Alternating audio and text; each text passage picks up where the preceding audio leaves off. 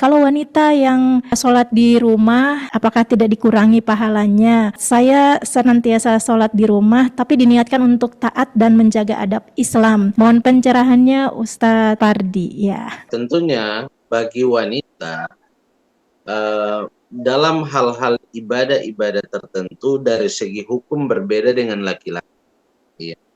Misalnya sholat Jumat bagi laki-laki itu wajib, bagi yang tidak memiliki uzur. Bagi wanita boleh sholat Jumat tapi tidak wajib. Ya. Tidak wajib.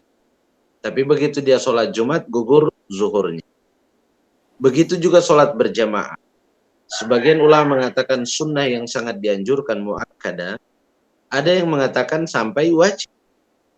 Iya. Jadi sholat berjamaah itu wajib. Tapi bagi wanita tidak wajib. Ya. Nah, kemudian juga ada hadis Nabi Shallallahu Alaihi Wasallam, sholat wanita di rumahnya lebih baik dari sholatnya di masjid.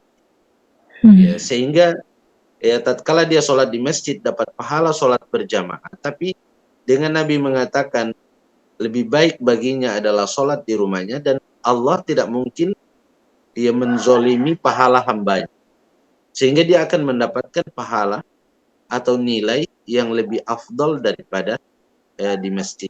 Sehingga bagi wanita sholat berjamaah di masjid itu bukan satu keharusan seperti laki-laki, dan dari segi pahala dia tidak akan dikurangi oleh Allah Subhanahu wa taala dari segi pahala sebagaimana yang didapatkan oleh laki-laki.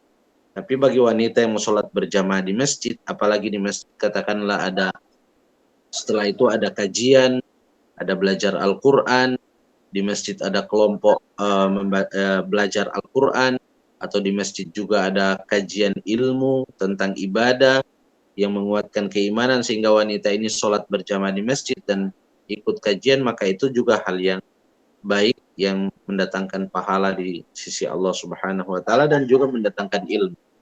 Tapi tatkala dia sholat di rumah, di garis bawah lagi tadi, dari segi pahala tentunya tidak kurang, karena Nabi yang sudah menyebutkan bagaimana wanita itu ya sholat yang paling afdol tempat baginya adalah di rumahnya, ya. Sebagaimana Nabi Sallallahu Alaihi Wasallam sebutkan dalam hadis. Wallahu taala.